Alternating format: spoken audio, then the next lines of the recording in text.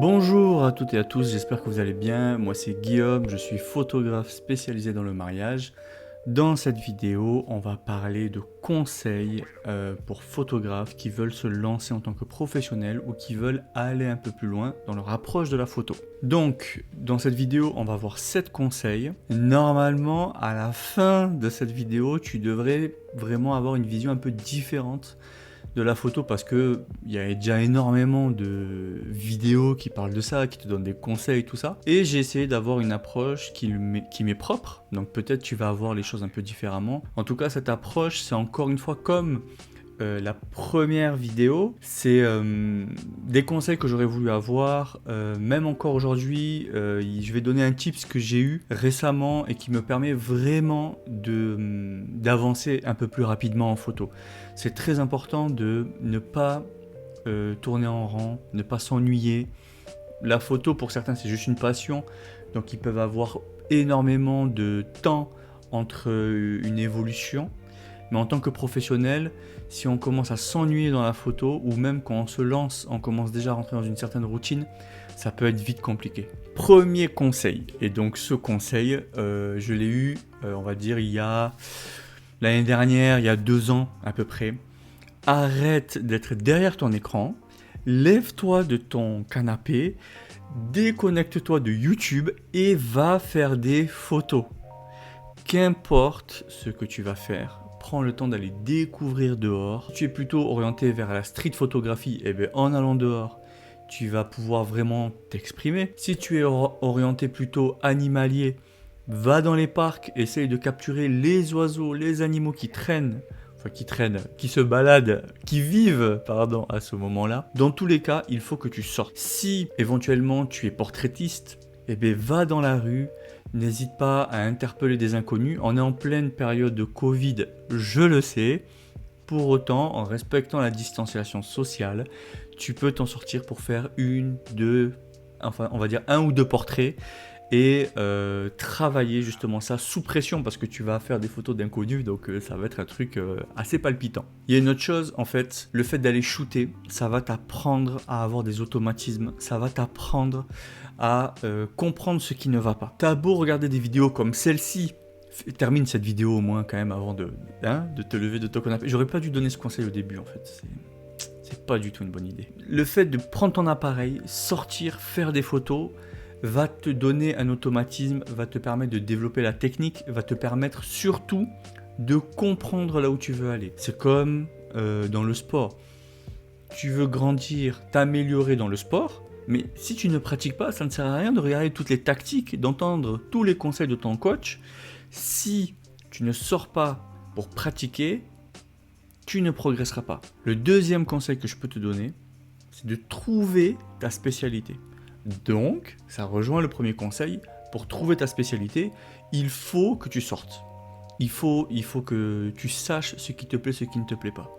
Moi, le mariage, bon, il y a une vidéo qui explique comment je suis arrivé dans le mariage. Le mariage, c'est vraiment devenu une spécialité parce que ça m'est tombé dessus. Sinon, je pense que je me serais plutôt orienté vers de la photo de paysage, mettre en avant la création, comment dirais-je, embellir ce que je vois autour de moi. C'était ce qui m'intéressait en photo au départ. Embellir les relations familiales, mettre en avant les valeurs de la famille, aujourd'hui c'est ce qu'il me parle en photo. N'hésite pas à savoir ce qui te plaît. Par exemple, moi en tant qu'individu, en tant que personne, ce que j'aime, c'est la nature.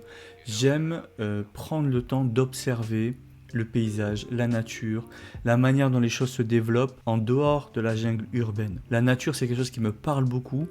J'ai beaucoup, depuis petit, j'ai beaucoup d'attirance vers ces choses-là. Il fallait pour moi que ce qui me plaît se retranscrive dans le mariage.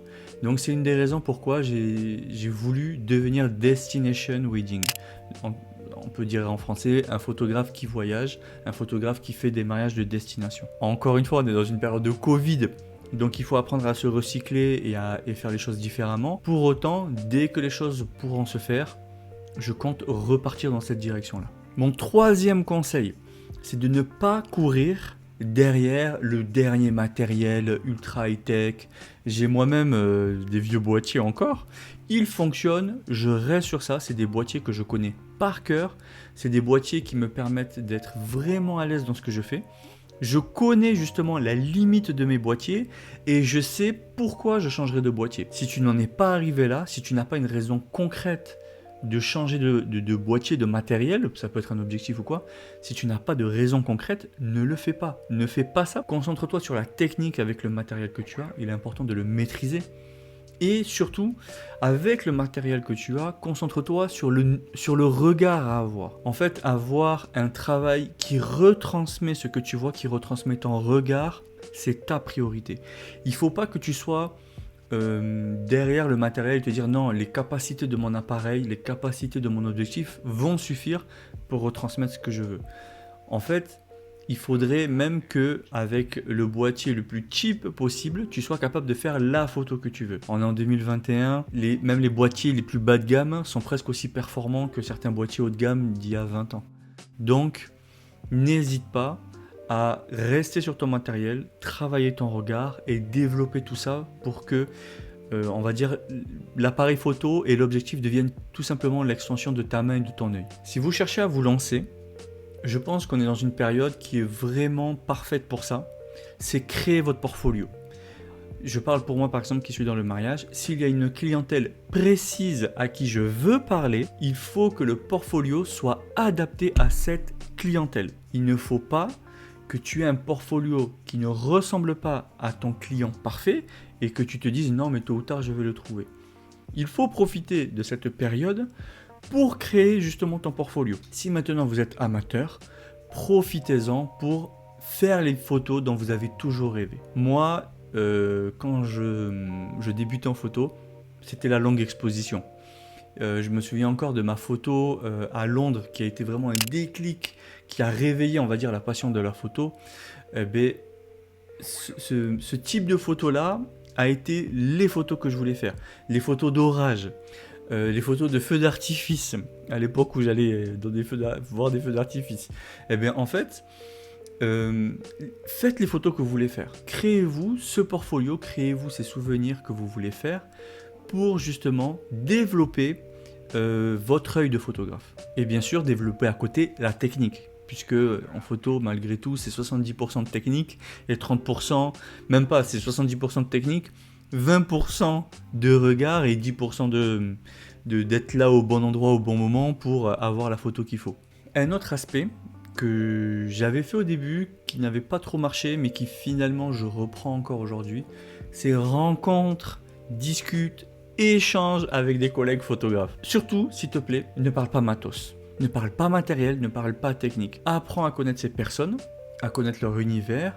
Apprends, on va dire, plutôt à savoir comment ils composent leurs photos. Ne t'intéresse pas au matériel. Bon, tu peux poser la question si tu es un peu axé sur ça.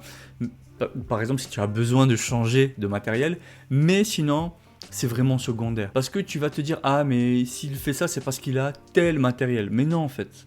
Il a tel matériel parce qu'il pense en avoir eu le besoin à ce moment-là. Mais tu peux reproduire ce genre de photos en t'inspirant tout simplement de comment il compose, comment il voit la situation, quelle que soit la situation. Mais échanger avec des collègues photographes va te faire grandir énormément. D'ailleurs, tu as vu ma dernière vidéo, je crois que tu l'as vu sur ma partie vlog. Il y a un moment où je suis avec Saya sur la première partie vlog, c'est pas anodin en fait.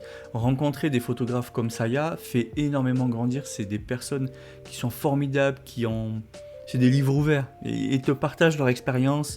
Ils sont vraiment attentionnés, s'intéressent à toi. Bon, bien sûr, on s'intéresse aussi à eux aussi. Mais ce que je veux dire, c'est toi qui te lances. N'hésite pas à échanger sur les réseaux sociaux si tu y es avec des photographes. Sinon, il y a toujours des rencontres qui s'organisent quand ce sera possible. Mais en gros, c'est quelque chose qui pour moi est primordial. Rencontrer des personnes qui partagent la même passion sans parler matériel. Parce que vraiment le matériel c'est secondaire. Mon dernier point, c'est quelque chose que j'ai appris il n'y a pas longtemps. Enfin si, il y a un petit moment quand même. C'est vraiment essentiel. Pour moi c'est primordial. C'est quelque chose qui fait que en fait... on passe un cap quand on porte cette attention-là, c'est de soigner son arrière-plan. Soigner son arrière-plan, en fait, va te permettre d'améliorer tes compositions, d'améliorer le message de ton image. Quand on fait une photo, en fait, on se concentre de suite sur le sujet. Tu veux prendre, par exemple, dans la rue, quelqu'un qui passe, tu vas te concentrer sur le sujet. Mais des fois, il te suffit de te décaler de quelques centimètres et tu n'as plus, là, par exemple, la poubelle, tu n'as plus le coin, un angle de voiture, tu as la composition qui te convient. Des fois, te décaler de quelques centimètres va te permettre de cacher la bouche d'égout, la bouteille qui traînait derrière la personne. Et c'est ce qu'il faut faire en priorité, c'est soigner l'arrière-plan. Et un petit dernier conseil bonus, c'est de regarder ma vidéo sur les caractéristiques de la lumière pour comprendre comment un peu plus travailler ta lumière. Parce que photographie, je sais que tu le sais déjà, mais ça veut tout simplement dire écriture de la lumière. N'hésite pas aussi à dire tes interrogations. Si tu as des questions, tu le mets en commentaire et j'hésiterai pas à y répondre. Dans tous les cas, sors, va faire des photos et surtout, n'hésite pas à faire des erreurs. C'était tout pour cette vidéo. J'espère qu'elle t'aura plu, qu'elle te sera grandement utile. N'hésite pas vraiment à faire des photos, sortir et découvrir ton appareil et le pousser justement à ses limites. Voilà, c'était tout, à bientôt et va faire des photos.